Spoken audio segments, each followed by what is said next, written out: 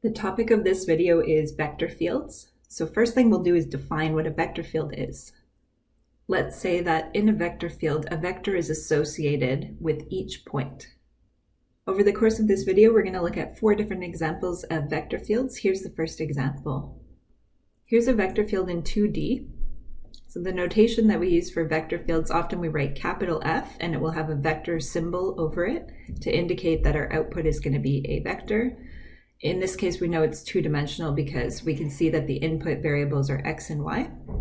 So in order to draw this vector field, what we're going to do is put in a few different values for x and y and figure out what value is output. So let's say x equals 0 and y equals 0. If we plug that into our vector, we would have the vector 0, 0. So at the point 0, 0, we have the vector 0, 0. We'll get more interesting if we sub some different values in here. Let's say x is 1 and y is 1. Plugging into our formula here, we would have -1, 1. So at the point 1, 1, we've got the vector -1, 1. Let's do a few more of these and then we can plot a sketch. So let's say f of -1, 1. So this means our x value is -1 and our y value is 1. If we plug into this formula here, -1, -1 is our vector. Vector field at 2, -2. So now our x value is 2 and our y value is -2. That's going to produce the vector 2, 2. And let's try maybe one more. So vector field at, say, -0.5, -0.5. So now both x and y are -0.5. Plugging into our formula up here, that's going to be +1/2, -1/2. So I think that's more than enough data to now start to draw a sketch. So we're going to draw our regular XY plane. Let's go out maybe a couple units in each direction here to be able to get all of these vectors on here. And we're going to start looking at this information. So top piece of information here says at the point 0, 0, we've got the 0 vector. Okay, so at 0, 0, we draw the 0 vector. This piece of information says at the point 1, 1, so at this point, draw the vector -1, 1. So -1 units in the x direction, 1 unit in the y direction, and so on. So at each point in the xy plane, we're getting a vector associated with that point, and we're just going to draw a vector with its tail at that point, going in the appropriate direction. So for example, f of -1, 1 is going to be -1, -1, that would look like that. F of, let's do this one, f of 2, -2. So we'd be over here. That's going to give us the vector 2, 2. Okay, so let's say that's looking roughly something like that if we add a bit more detail to our x-axis. And then finally, let's do one more. So this bottom piece of information here, f of -0.5, -0.5, so that would be associated with this point here. The output vector at that point, x value is 0.5 and y value is -0.5, so that would look like that. So what this vector field is representing, for example, could be something like a rotating fluid.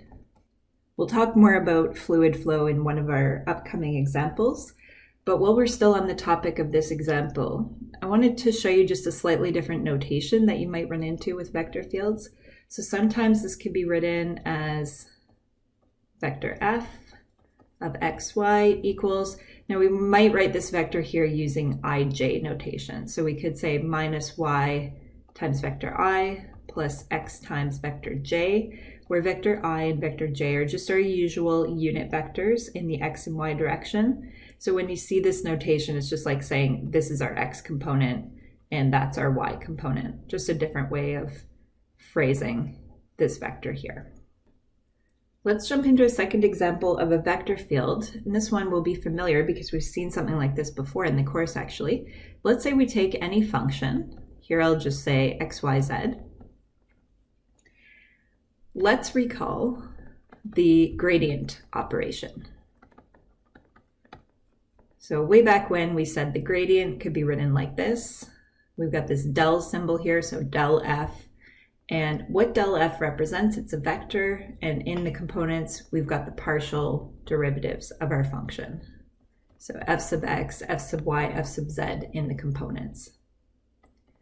So we calculated the gradient for this particular function.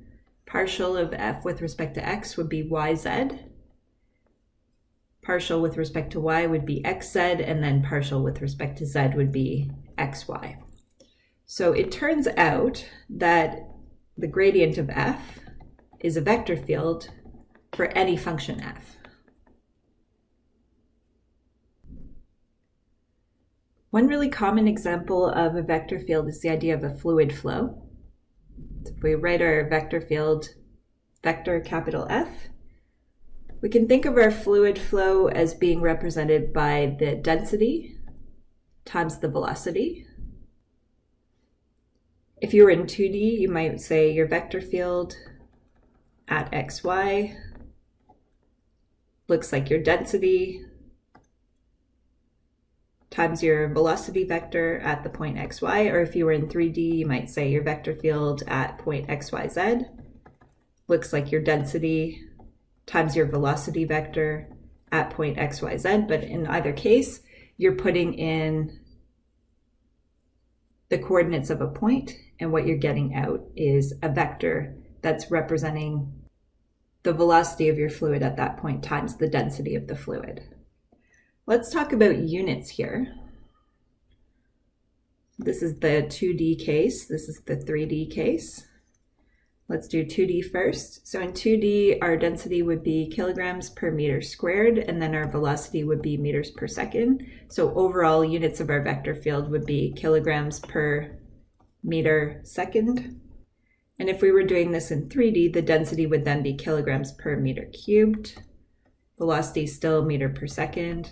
So we'd have kilograms per meter squared second for our 3D fluid flow. In our last example, we're going to imagine that we have a particle with charge Q1 sitting at a certain point in space.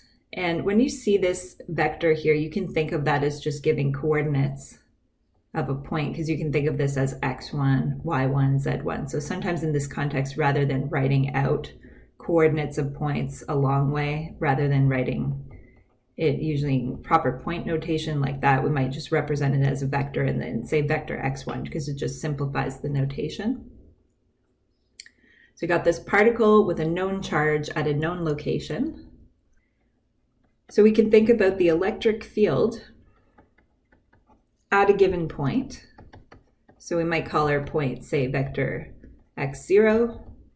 And we can say our electric field is, well, we'll typically use capital E for electric field.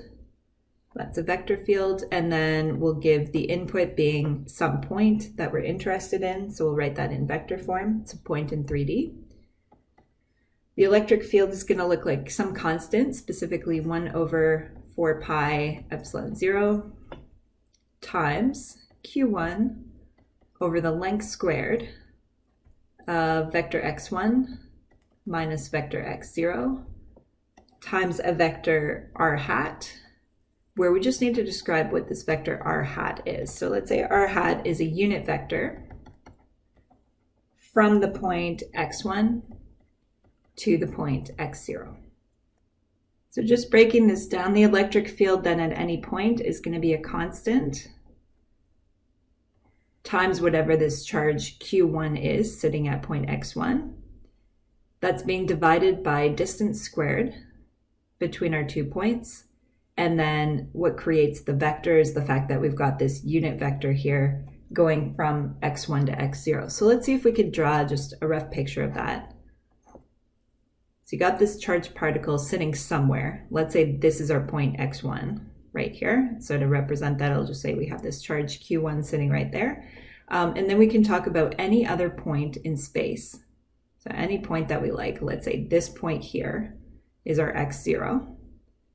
And we want to figure out the electric field at this point. So we're saying, well, basically it's going to involve a unit vector sitting at this point, 1 unit long, but that's going in the direction from x1 to x0. So the direction from x1 to x0 looks like that.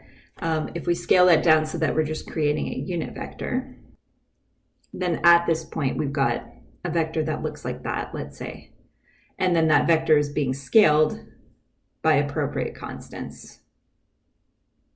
So these constants here, along with the charge and dividing by the distance squared, may end up creating a vector that's slightly shorter, slightly longer than your unit vector. And at different points in space, you're going to have different vectors resulting, but they will all be in the direction from x1 to x0. So if this is our location x1, as we vary our different points, we're going to see those vectors always lining up with this vector from x1 to x0, but they may be longer, shorter, depending on the situation.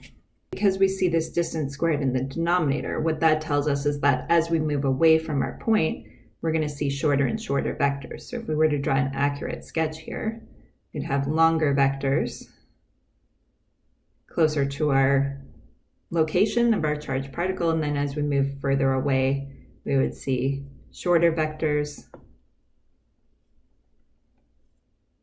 Points at the same distance from Q1 will have vectors of the same length if we were to draw an accurate sketch. In case you're interested in units here, the units of the electric field are going to be newtons per coulomb. Those are 4 short examples of vector fields. I hope that gives you some insight into what vector fields look like and what we can use them for. Thanks for watching.